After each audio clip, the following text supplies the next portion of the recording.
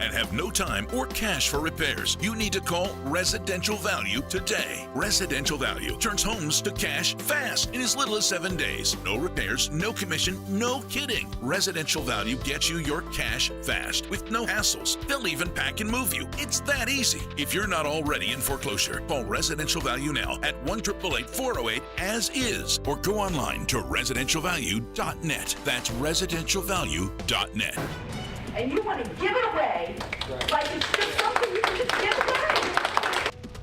Heated debate over letting non-citizens vote, breaking now tonight's decision in College Park. And Hurricane Irma's death toll rising tonight, that as crews try to return power to millions. And sentencing day after this wild scene, the prison time handed down after dozens of guns were stolen. ABC 7 News at 11 starts now with breaking news.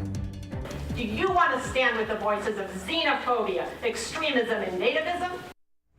And breaking news tonight, College Park debating whether to allow residents who are not U.S. citizens to vote in municipal elections. And just moments ago, we found out the issue will not be on the ballot this November. Well, it was a heated debate tonight with a vote happening just less than a half hour ago, and the mayor was forced to break a tie. Tom Rousey leading us off now in College Park tonight with the very latest. Tom, what did they decide?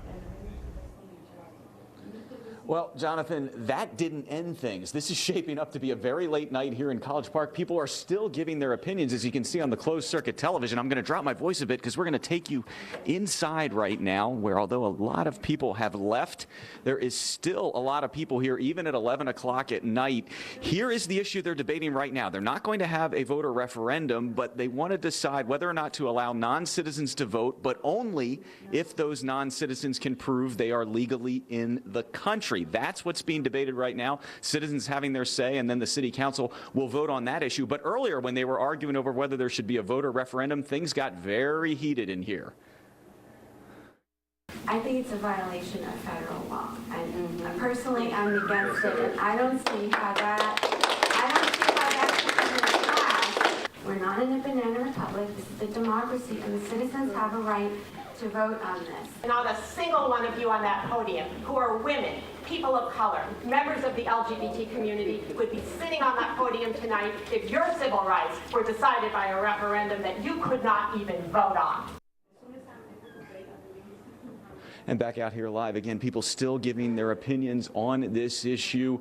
There will not be a voter referendum, but they may pass this allowing only non-citizens legally in the country to vote in city elections. However, if the city council votes that down, then they have to debate once again whether to allow all non-citizens to vote in city elections. So again, it could be a very, very late night here in College Park. Live inside City Hall, I'm Tom Rousey, ABC 7 News. Okay, Tom, let us know what happens there. Thank you. Also tonight, Maryland is suing the Trump administration over DACA. The state joined 3 others in challenging the president's decision to end that program.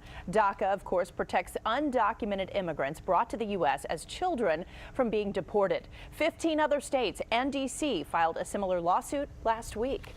New tonight, the Trump administration keeps the ability to stop most refugees from entering the U.S. But today, the justices blocked a lower court ruling that would have exempted more refugees from the president's controversial travel ban. Next month, the High Court will hear a constitutional challenge to the travel ban that was brought by states and civil rights groups. Right now, an intense search for a missing pregnant teacher from Olney. Yeah, police were handing out flyers tonight in hopes of getting some clues that will lead to Laura Wallen. Our Nancy Chin now here with the very latest on the ongoing search.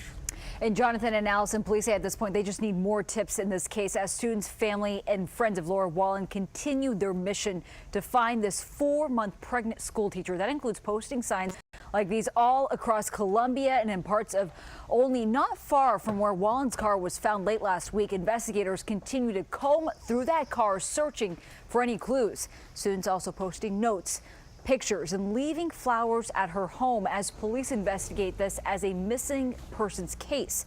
Wallen was last seen in Olney on September 4th, and the family is offering a $25,000 reward for any information that leads to her. Jonathan. All right, Nancy, thanks. We are watching this investigation around the clock and very closely.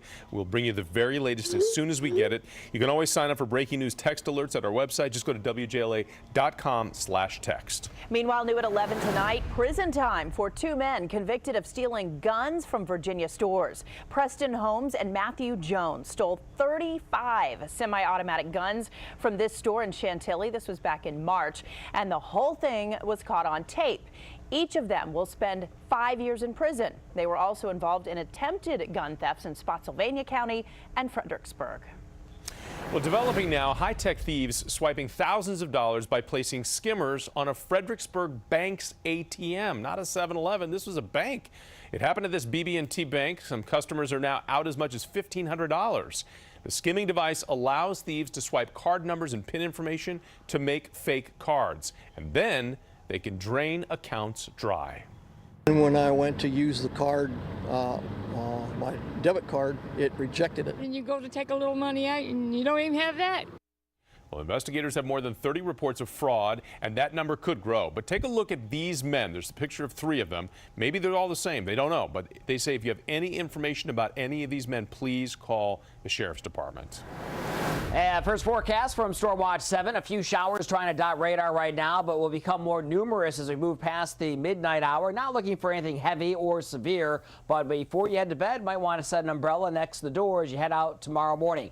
Larger area of rain, all associated with what is left of Irma. That's going to slowly drift our way not only tomorrow evening, but also into the day on Thursday, and that's going to bring us a better chance for showers and thunderstorms. For tomorrow, could be looking at a little bit of sunshine. Later in the day, highs will be just around 80 to 83 degrees, giving you the timing for the showers and thunderstorms on Thursday, and looking ahead to the upcoming weekend at a fresh new update on Hurricane Jose and where it's going next. Jonathan? All right, Steve, we'll see you then. 5 more deaths have been confirmed now in the state of Florida today as officials there